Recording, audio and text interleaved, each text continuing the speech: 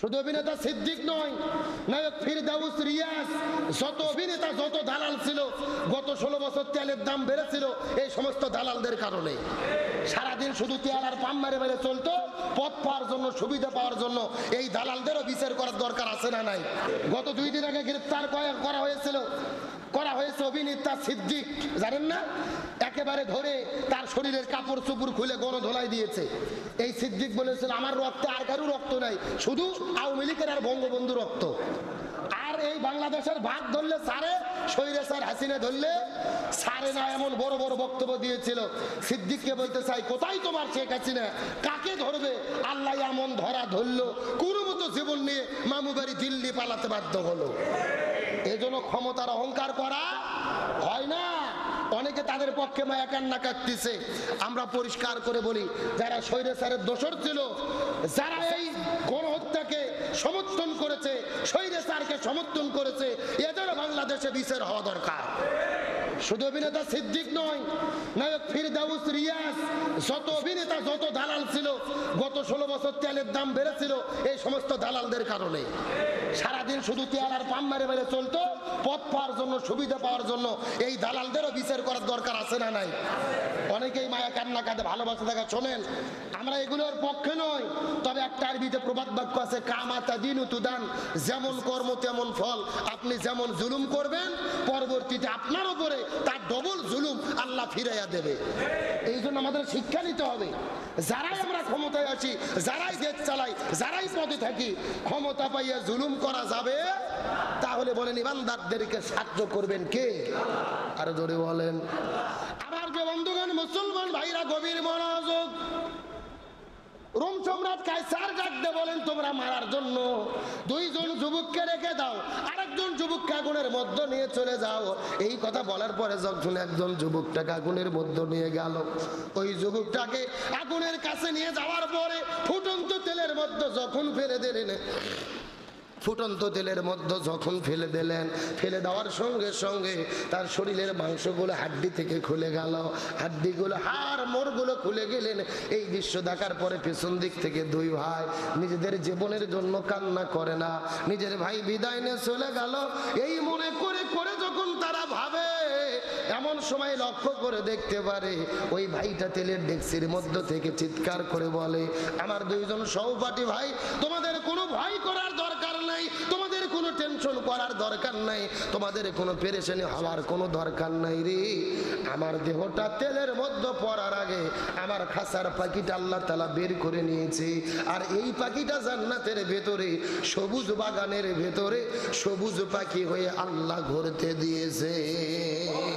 লিল্লাহি তাকবীর। তার মানে দিনের জন্য যারা জীবন দেয়, ইসলামের জন্য যারা জীবন দেয়, কোরআনের জন্য যারা জীবন দেয়, এদেরকে যখন হত্যা করে জমিনের মধ্য থেকে বিদায় করে দেওয়া হয়, এরা কখনো মরে না, এদের জীবনটা জান্নাতের মধ্যে রেখে দেয় কে? আরো জোরে বলেন। এই জন্য আল্লাহর কোরআন বললেন, ইন্নাল্লাযীনা ক্বালু, নিশ্চয়ই যারা বলে রব্বুনাল্লাহ, রব আমাদের আল্লাহ, সুম্মাস্তাকাম, এবং তার উপরে অবিচল থাকে, তাতানাজ্জালু আলাইহিমুল মালায়েকা, আল্লাহ তাদের উপরে রহমতের ফেরেশতা নাজিল করে দেয়। এই 2 জন ভাই দৃশ্যটা দেখার পরে তারা মনে মনে চিন্তা করেছে, আমাদের 2 ভাই, আমাদের 1 ভাই তেলের ডেকচির মধ্যে পড়ে জীবন দিয়ে বিদায় নিয়ে চলে গেল, কিন্তু সে মরে নাই। তার জীবনটাকে, রূহটাকে জান্নাতের মধ্যে কে রেখেছেন? এই দৃশ্য দেখার পরে রোম সম্রাট কায়সার ওই বাকি 2টা যুবককে ডাকতে বলে, যুবক, তোমরা কালেমা ছাড়ো, আল্লাহ রাসূলকে ছেড়ে দাও, নতুবা তোমাদের তেলের ডেকচির মধ্যে ফেলে হত্যা করা হবে, তোমাদের তেলের ডেকচির মধ্যে ফেলে হত্যা করা হবে। তোমরা কালেমা ছাড়ো, নতুবা জীবন থেকে বিদায় করে দেওয়া হবে। আজকেও আমাদের দেশের ভেতরে আমরা লক্ষ্য করে দেখেছি, যারা ক্ষমতার মধ্যে ছিল, রাষ্ট্রপতি ছিল, ইমানদার ব্যক্তিদেরকে ফাঁসির রায় দেওয়ার পরে নাটক করার জন্য ফাঁসির কাস্টের আসামিকে তারা জিজ্ঞেস করেছিল, রাষ্ট্রপতির কাছে জীবন ভিক্ষা চাও, তাহলে ফাঁসির থেকে তোমরা বাঁচতে পারবে। এখন আমি আপনাদের জিজ্ঞাসা করি, বলেন তো, জীবন দেওয়ার মালিক কে? আরো জোরে বলেন কে?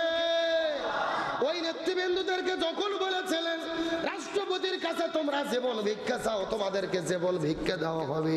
আমাদের নেতৃবৃন্দু হাসতে হাসতে হাসতে হাসতে ফাঁসির দড়িতে চলেছে, কিন্তু তারা বলেছে আমরা জীবন দিয়ে বিদায় নিয়ে চলে যাব, কিন্তু কখনোই ঈমান হারা হব। আরো জোরে বলেন হব। এখন আমি আপনাদের জিজ্ঞাসা করি, বলেন তো রাষ্ট্রপতি কি জীবন দিতে পারে? এ জোরে বলেন পারে?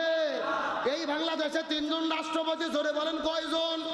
1 নম্বর বঙ্গবন্ধু শেখ মুজিবুর রহমান, 2 নম্বর শহীদ প্রেসিডেন্ট জিয়াউর রহমান, আর 3 নম্বর হলো জিল্লুর রহমান। এই 3টা রহমান রাষ্ট্রপতি থাকা অবস্থায় মারা গেছে, রাষ্ট্রপতি থাকা অবস্থায় এই দুনিয়া থেকে বিদায় নিয়ে চলে গেছে। তার মানে বোঝা গেল রাষ্ট্রপতি জীবন দিতে পারে। আমার কথা কি বুঝেছেন? আচ্ছা, রাষ্ট্রপতি যদি জীবন দিতেই পারতো, তে নিজের জীবন কি নিজে রক্ষা করতো না? কে রে, যেই 3 জন রাষ্ট্রপতি নিজের রাষ্ট্রপতির চেয়ারে থেকে নিজের জীবন বাঁচাতে পারেনি, ওরা কেমনে আর একজনের জীবনকে বাঁচাবে?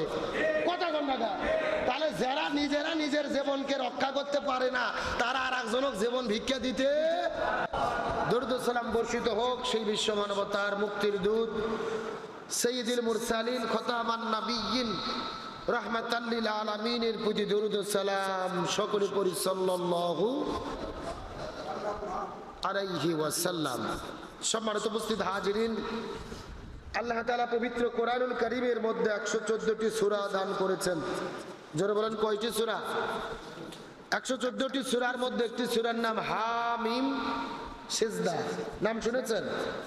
আমরা এই সূরা 30, 31, 32 এবং 33 নম্বর আয়াতে কারিমাতকে সামনে রেখে আমরা কিছু আলোচনা শোনার চেষ্টা করব ইনশাআল্লাহ। সবাই আমার সঙ্গে পড়েন আউযু বিল্লাহি মিনাশ শাইতানির রাজিম। বিসমিল্লাহির রাহমানির রাহিম।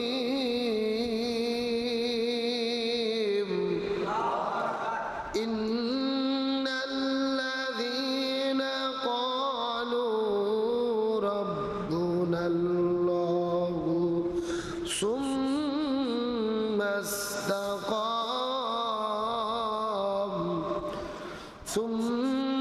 ইসতাকামু তাতানাজ্জালু আলাইহিমুল মালাইকাতু আল্লা তাখাফু ওয়া লা তাহজানু ওয়া আবশিরু বিল জান্নাহ وأبشروا بالجنة التي كنتم توعدون।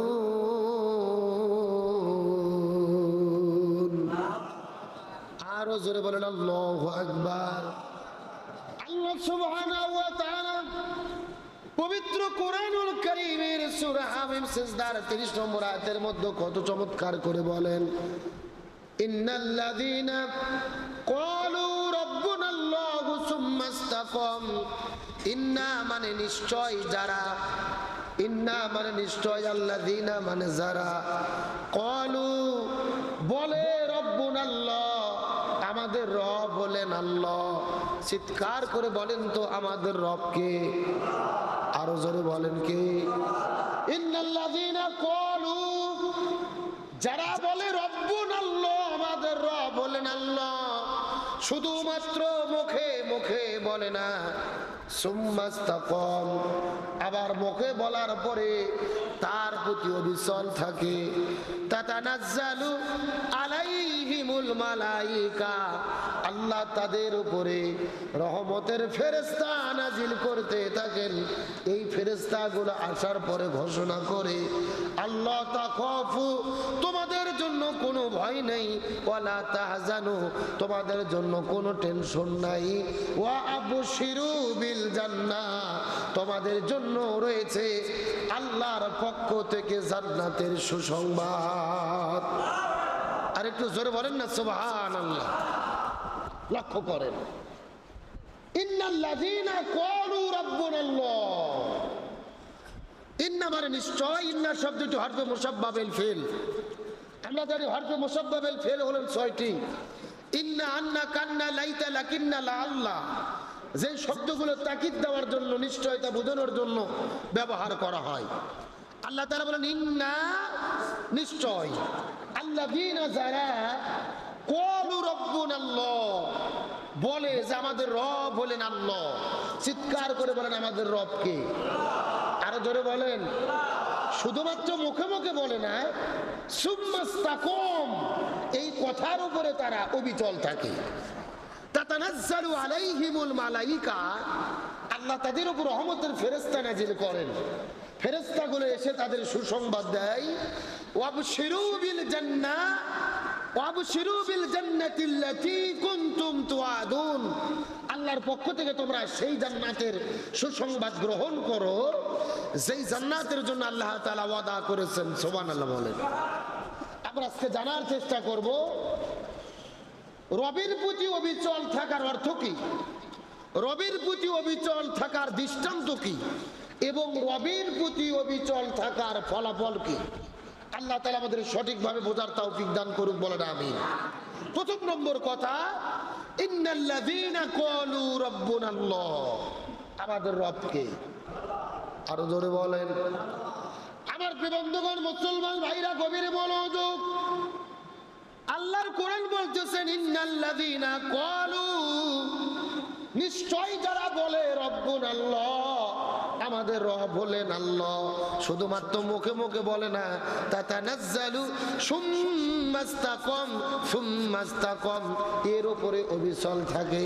তার মানে মুখে মুখে আল্লাহ আমাদের রব শুধু বললে হবে না, এর উপরে কি থাকা লাগবে? প্রতিষ্ঠিত থাকতে হবে, ইস্তিকামাত থাকতে হবে। তার মানে শুধু মুখে মুখে আল্লাহকে রব বললে হবে না। ঈমানের দাবি হলো ইকরার বিল লিসান, মুখে মুখে ঘোষণা করতে হবে। তাসদিক বিল জিনান, অন্তরের মধ্যে বিশ্বাস স্থাপন করতে হবে। আর 3 নম্বর হলো আমুল বিল আরকান, সেটা কাজের মাধ্যমে জাতির সামনে প্রমাণ করতে হবে।